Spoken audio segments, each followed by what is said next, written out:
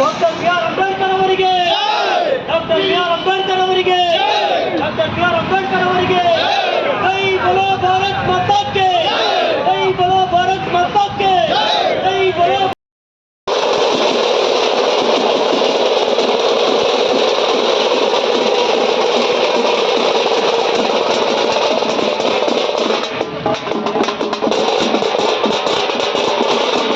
ತಾಲೂಕಿನ ಮುಖಂಡರು ಪಾಲ್ಗೊಂಡಿದ್ದಾರೆ. ಮೊದಲನೇದಾಗಿ ನಾನು ಅವರಿಗೆ ಹೃತ್ಪೂರ್ವಕವಾದ ಧನ್ಯವಾದಗಳನ್ನ ಹೇಳಲಿಕ್ಕೆ ಇಷ್ಟಪಡ್ತಾ ಇದ್ದೀನಿ. ನಮ್ಮ ಯೋಗೇಶ್ ಅಣ್ಣ ಇರ್ಬೋದು, ನಮ್ಮ ವಿ ಆರ್ ಎಲ್ ಶಂಕರಣ್ಣ ಇರ್ಬೋದು, ಚಂಗೇಗೌಡರಣ್ಣ ಇರ್ಬೋದು, ರವಿರೆಡ್ಡಿ ಸರ್ ಇರ್ಬೋದು, ನನ್ನ ಜೊತೆ ಇರುವಂಥ ಎಲ್ಲ ನನ್ನ ಆತ್ಮೀಯ ಮುಖಂಡರಾದಂಥವರು ಸುಮಾರು 4 ದಿವಸಗಳಿಂದ ಶ್ರಮಪಟ್ಟು ನರೇಂದ್ರ ಮೋದಿಜಿಯ ಕೈ ಬಲಪಡಿಸಲಿಕ್ಕೆ ಮನೆ ಮನೆಗೂ ತೆರಳಿ ಒಂದು ಪ್ರಚಾರ ಮಾಡ್ತಿದ್ದಾರೆ. ಭಾಳ ಒಂದು ಹೆಮ್ಮೆಯಿಂದ ಈ ಕೆಲಸನ ಮಾಡ್ತಿದ್ದಾರೆ. ನಾನು ಅವರಿಗೆ ಹೃತ್ಪೂರ್ವಕವಾದಂಥ ಧನ್ಯವಾದಗಳನ್ನ ಹೇಳ್ತಾ ಇದ್ದೀನಿ. ನಾನು ಎಲ್ಲ ಕೆಜೆಎಫಿನ ತಾಲೂಕಿನ ಮತದಾರ ಬಾಂಧವಗಳಲ್ಲಿ ನನ್ನ ಒಂದು ಮನವಿ ಏನು ಅಂತಂದರೆ, ನರೇಂದ್ರ ಮೋದಿಜಿಯವರ ಒಂದು ಚುನಾವಣೆಯನ್ನು ನಾವು ಸಂವಿಧಾನ ಅಡಿಯಲ್ಲಿ ಬರೆದಿರುವಂಥ ಸಂವಿಧಾನದಂತೆ ಡಾಕ್ಟರ್ ಅಂಬೇಡ್ಕರ್ ಅವರು ಕೊಟ್ಟ ಒಂದು ದಾರಿದೀಪದಂತೆ ನಾವು ಆ ಚುನಾವಣೆಯನ್ನು ನಡೆಸಲಿಕ್ಕೆ ನಾವು ತಯಾರಿದ್ದೀವಿ. ಅದೇ ದಾರಿಯನ್ನು ನಾವು ಹೋಗ್ತಾ ಇದ್ದೀವಿ. ಆದರೆ ಕಾಂಗ್ರೆಸ್ಸಿನ ಒಂದು ನಡೆ ನೋಡ್ತಾ ಇತ್ತಂತಂದರೆ ಸಂವಿಧಾನದ ದಿಕ್ಕನ್ನು ಬದಲು ಮಾಡಿ ಹಣದ ಆಮಿಷ ಮೇಲೆ ಚುನಾವಣೆ ಹೋಗಲಿಕ್ಕೆ ಅವರು ತಯಾರಿ ನಡೆಸ್ಕೊಳ್ತಾ ಇದ್ದಾರೆ. ನಾನು ನಮ್ಮ ಮತಬಾಂಧವರೆಲ್ಲ ಒಂದು ವಿನಂತಿ ಮಾಡ್ಕೊಳ್ತಾ ಇದ್ದೀನಿ. ಡಾಕ್ಟರ್ ಬಿ ಆರ್ ಅಂಬೇಡ್ಕರ್ ಅವರ ಒಂದು ಚಿಂತನೆ, ಅದೇ ರೀತಿಯ ಒಂದು ನಮ್ಮ ದೇಶದ ಒಂದು ಹಿತರಕ್ಷಣೆ ಮಾಡಲಿಕ್ಕೆ ಅಂತೇಳಿ ಏನು ನರೇಂದ್ರ ಮೋದಿಜಿಯವರ ಒಂದು ಕನಸನ್ನು ಕಟ್ಕೊಂಡಿದ್ದಾರೆ, ಆ ಕನಸನ್ನು ನೆರವೇರಿಸ ಮಾಡುವಂಥ ದಿನ ಇವತ್ತು ನಮ್ಮ ಪ್ರತಿಯೊಬ್ಬ ಕೆಜೆಎಫ್ ನಾಗರಿಕನ ಒಂದು ಹಕ್ಕಾಗಿದೆ. ತಮ್ಮ ಹಕ್ಕನ್ನು ನರೇಂದ್ರ ಮೋದಿಜಿಯವರಿಗೆ ಶಕ್ತಿ ಕೊಡುವ ಮೂಲಕ ತಮ್ಮ ಮತವನ್ನು ನರೇಂದ್ರ ಮೋದಿಜಿಯವರಿಗೆ ಮಾರ್ಪಾಟು ಮಾಡಿ ಆ ನರೇಂದ್ರ ಮೋದಿಜಿಯವರಿಗೆ ಮತ ಹಾಕುವ ಮೂಲಕ ಭಾರತವನ್ನು ಸದೃಢ ರೀತಿಯಲ್ಲಿ ಭಾರತವನ್ನು ಮುನ್ನಡೆಸೋ ರೀತಿಯಲ್ಲಿ ತಾವು ಪಾಲ್ಗೊಳ್ಳಬೇಕು. ಭಾರತದ ಆರ್ಥಿಕತೆಯಲ್ಲಿ ಸ್ಥಿರತೆ ಆದಂತೆ ತಾವು ಪಾಲ್ಗೊಳ್ಳಬೇಕು. ಭಾರತದ ಭದ್ರತೆ ವಿಷಯದಲ್ಲಿ ತಾವು ಪಾಲ್ಗೊಳ್ಳಬೇಕಂತೇಳಿ ನಾನು ನರೇಂದ್ರ ಮೋದಿಜಿಯವರ ಪರವಾಗಿ, ನಾನು ಮಲ್ಲೇಶ್ ಬಾಬು ಅವರ ಪರವಾಗಿ ಇವತ್ತು ಬೇತ್ಮಂಗ್ಲ ವ್ಯಾಪ್ತಿಯ ಪಂಚಾಯಿತಿಯಲ್ಲಿ ಮತ ಕೇಳಲಿಕ್ಕೆ ಬಂದಿದ್ದೀನಿ.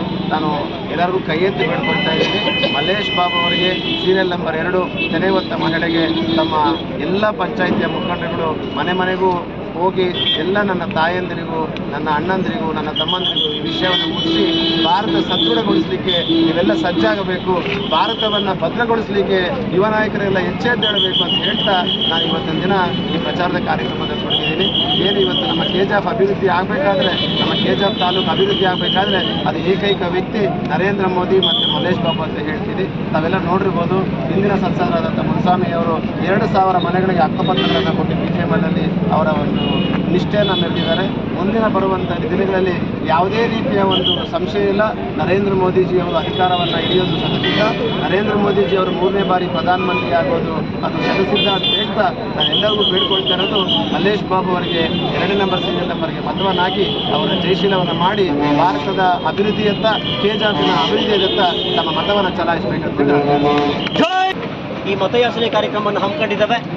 ಈ ಮತಯಾಚನೆ ಕಾರ್ಯಕ್ರಮಕ್ಕೆ ಆಗಮಿಸಿರುವಂತಹ ನನ್ನೆಲ್ಲ ಅಣ್ಣ ತಮ್ಮದಿಗೆ ನಾವು ಸ್ವಾಗತವನ್ನು ಕೋರ್ತಾ, ವಿಶೇಷವಾಗಿ ಬಂಧುಗಳೇ, ಏನು ಕಳೆದ 10 ವರ್ಷಗಳಿಂದ ಕೇಂದ್ರ ಸರ್ಕಾರ ನಮ್ಮ ದೇಶದಲ್ಲಿ ಅಧಿಕಾರದಲ್ಲಿದೆ.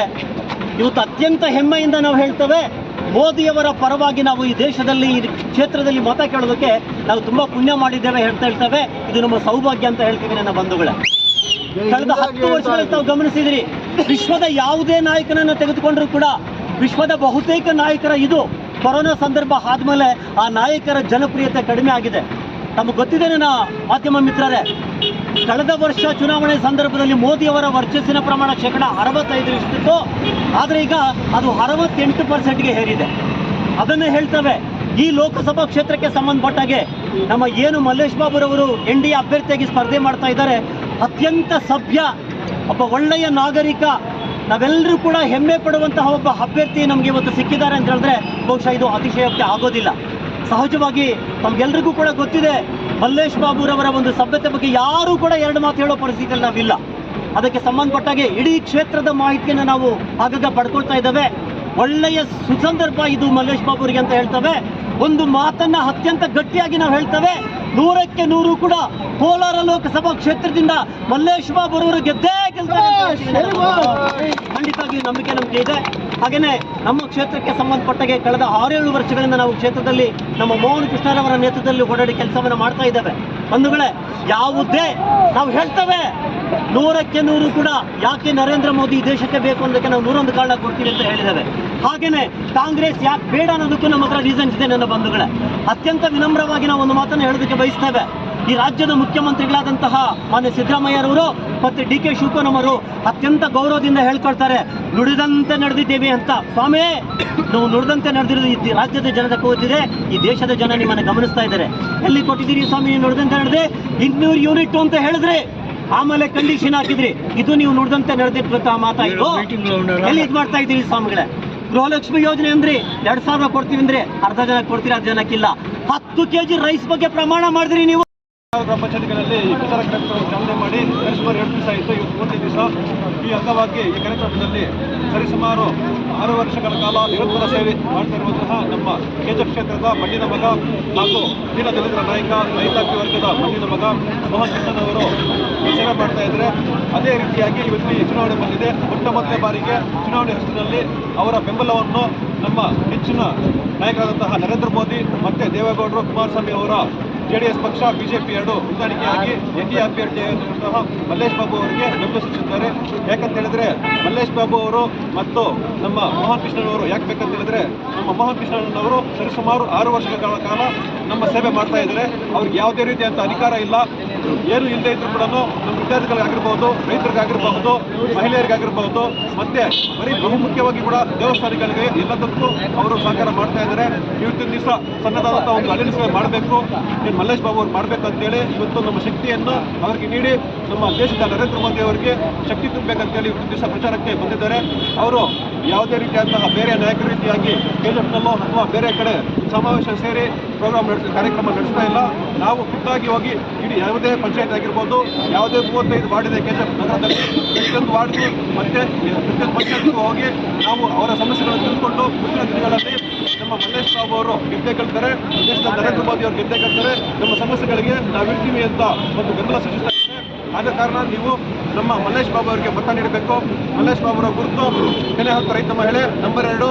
ಮಲ್ಲೇಶ್ ಬಾಬು ಅವ್ರಿಗೆ ಮತ ನೀಡಿದ್ರೆ ನಮ್ಮ ಮೋಹನ್ ಕೃಷ್ಣನ್ ಅವರಿಗೆ ಫಲ ಬರುತ್ತೆ. ಅದೇ ರೀತಿಯಾಗಿ ನಮ್ಮ ದೇಶದಲ್ಲಿ ನರೇಂದ್ರ ಮೋದಿ ಅವರಿಗೆ ಮತ ನೀಡಬೇಕಂತ ಹೇಳಿದ್ರೆ ಇಲ್ಲಿ ಮಲ್ಲೇಶ್ ಬಾಬು ಅವರಿಗೆ ಮತ ನೀಡಿದ್ರೆ ದೇಶಕ್ಕೆ ಹಿತ, ಮತ್ತೆ ನಮ್ಮ ಕೋಲಾರಕ್ಕೆ ಹಿತ. ನಮ್ಮ ಕ್ಷೇತ್ರದಲ್ಲಿ ಮತ ನೀಡಿದ್ರೆ ಮೋಹನ್ ಕೃಷ್ಣನ್ ಅವ್ರಿಗೆ ಹಿತ. ಮೋಹನ್ ಕೃಷ್ಣ ಅವ್ರ ಹಿತ ಆದರೆ ಏನಾಗುತ್ತೆ, ಎಲ್ಲ ಬಡವರಾಗಿರ್ಬೋದು, ವಿದ್ಯಾರ್ಥಿಗಳಾಗಿರ್ಬೋದು, ರೈತಾಪಿ ವರ್ಗದವರಾಗಿರ್ಬೋದು, ಎಲ್ಲರೂ ಕೂಡ ಸುಖವಾಗಿರ್ತಾರೆ. ಆದ ಕಾರಣ ಒಂದು ಚಿರು ಕೋರಿಕೆ ಇವತ್ತು ಯಾಕಂತ ಹೇಳಿದ್ರೆ, ಯಾರೂ ಕೂಡ ಮರೆಯಿದ್ದೀರ ಇವತ್ತು ನಂಬರ್ 2 ಮತದ ದಿನ 10 ರೈತ